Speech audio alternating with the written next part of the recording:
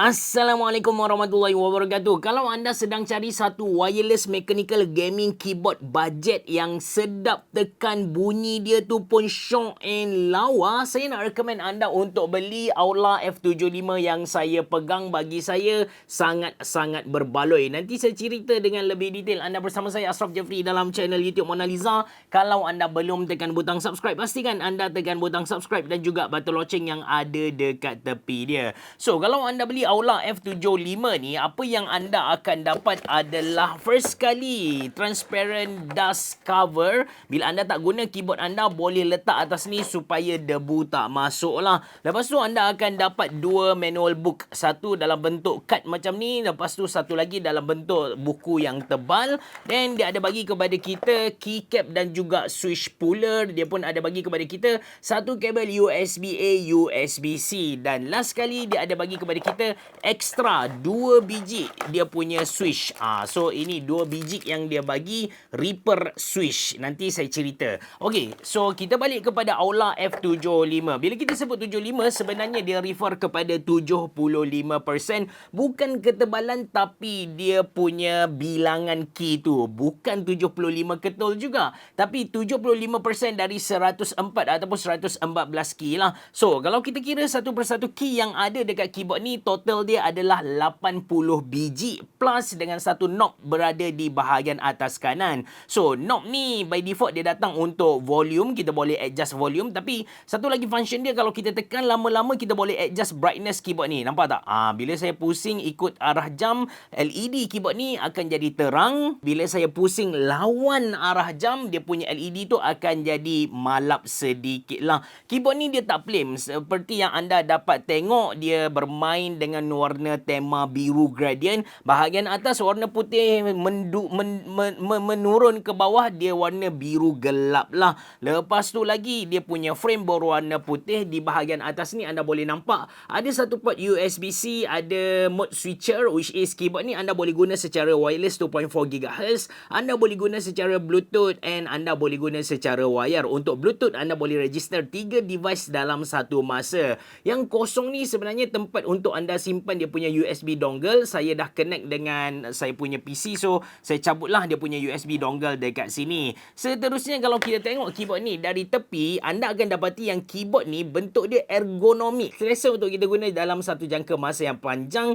Di bahagian belakang ataupun atas dia ni tebal, manakala di bahagian bawah ni nipis. So dia jadi condong lah. Katakan anda nak yang lagi condong, tak ada masalah. Anda boleh tengok dia bagi kepada kita dia punya stand, which is stand dia ni pun ada dua level. Ini yang paling tinggi dan ini yang pertengahan. Kayaknya ada 3 level kecondongan lah. Ini yang biasa. Okey, saya tunjuk. Ini yang biasa punya. Lepas tu ini yang kecil punya. Lepas tu ini yang paling tinggi. Bila kita letak tu, dia akan jadi condong. Kemudian Aula ada bagi kepada kita 4 rubber feet supaya bila kita letak di atas meja, keyboard ni dia dah tak bergerak lah. Okey, saya tunjuk kepada anda. Letak saja di atas meja, dia jadi susah bergerak. Itu tentang dia punya outlook, tentang dia punya LED. Ini pun antara benda menarik yang saya kena tekankan kepada anda. First kali, dia punya LED ni jenis south facing. Anda perhatikan LED dia berada di bawah, bukan di atas macam kebanyakan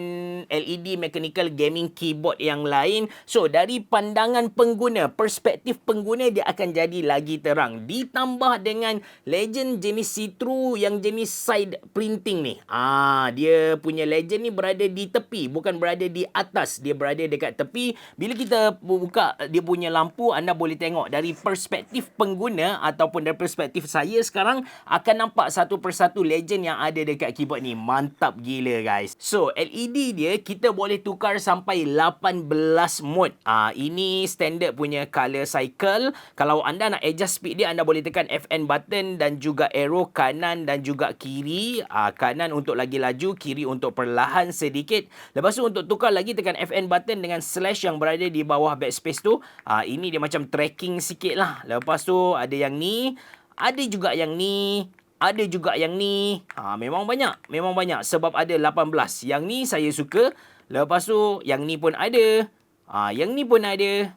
Ada banyak lagi anda boleh explore sendiri, 18 LED, dan di bahagian atas ni ada satu light bar yang berwarna putih. Itu tentang dia punya LED. Now saya nak cerita tentang dia punya keycap, which is keyboard ni dia pakai double shot PBT keycap. Memang tebal dan kukuh. Anda boleh tengok ada dua lapisan. Satu lapisan yang berwarna biru dan lapisan dalam dia berwarna putih lah. Dan macam saya cerita kepada anda tadi, dia punya legend tu dia print dekat tepi.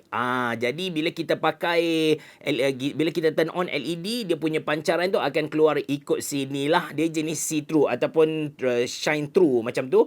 Lepas tu di bahagian atas surface dia nak kata kasar sangat pun tak, nak kata licin sangat pun tak lah. Just nice, sedap untuk kita sentuh, sedap untuk kita gesel-gesel gitu. Itu tentang dia punya keycap. And lepas ni kita nak bincang tentang dia punya switch. Basically keyboard ni dia datang dengan dua pilihan switch. Yang saya review ni adalah Aula Reaper switch. Keyboard ni jenis hot swappable. Maksudnya anda boleh cabut dan tukar kepada mana-mana switch lain yang anda nak. Pastikan 3 pin ataupun 5 pin. Beli dekat Shopee pun tak ada masalah guys. Dan kalau anda tengok dia punya switch ni warna hijau, housing dia berwarna putih dan dia jenis 5 pin lah. Reaper switch ni dia punya sifat tu linear. Bila kita tekan tu tak ada rasa lekuk, smooth je masuk ke dalam. Actuation force dia lebih kurang dalam 45 gravity force lah. So dalam kategori yang sederhana, tak berat sangat dan tak ringan sangat. Kemudian keyboard ni kan dia pakai gasket structure. Nak senang benda ni saya kena tunjuk gambar gajah lah. Jadi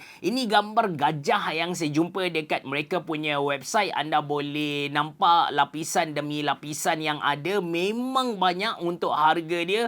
Bahagian atas tu standard kita ada keycap, bawah sekali kita ada bottom case, and yang dimaksudkan dengan gasket structure penyambung bahagian atas. Ini semua kita kata bahagian atas. Lepas tu bawah ni adalah bahagian bawah yang menyambungkan dia tu. Dekat tengah-tengah ni anda nampak ada tak ada warna kelabu kan. Ini kita panggil gasket silikon. Kerja dia adalah untuk bukan sahaja serap bunyi tapi dia pun serap hentakan. That's why mana-mana gasket keyboard bila kita tekan dia akan rasa spring sikit lah. Anda boleh tengok saya tekan sekarang dia macam masuk ke dalam sikit. Dia tak keras. That's why gasket structure ni sangat-sangat sesuai untuk anda guna dalam satu jangka masa yang lama lah. Tak kisahlah anda nak guna untuk gaming ataupun untuk typing. Now saya nak demo kepada anda bunyi Aula F75 Reaper switch yang dia punya structure tu adalah gasket structure.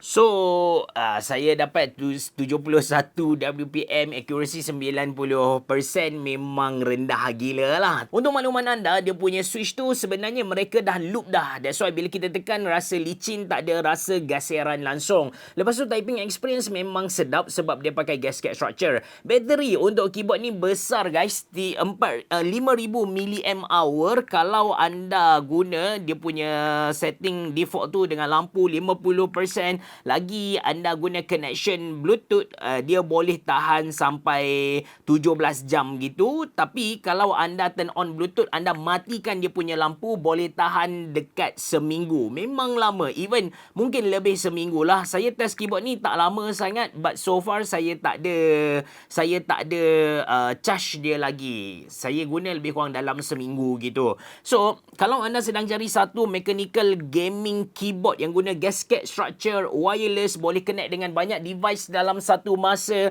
typing experience dia sedap, bunyi dia subjektif, ada orang suka, ada orang tak suka. Bagi saya Aula F75 ni antara keyboard yang berbaloi jugalah untuk anda beli. Actually Aula ada banyak gila gaming peripheral, bukan keyboard sahaja, bukan mouse sahaja, ada juga speaker, ada benda-benda lain. Anda boleh pergi ke website mereka. But yang masuk ke Malaysia ni nampak gaya macam mereka fokus kepada keyboard lah. Yang lain tu ada tapi tak banyak sangat dia punya variety tu. Nanti saya letak link website dia dalam ruangan description box below. Itu sahaja dari saya. Terima kasih kerana menonton. Assalamualaikum warahmatullahi wabarakatuh.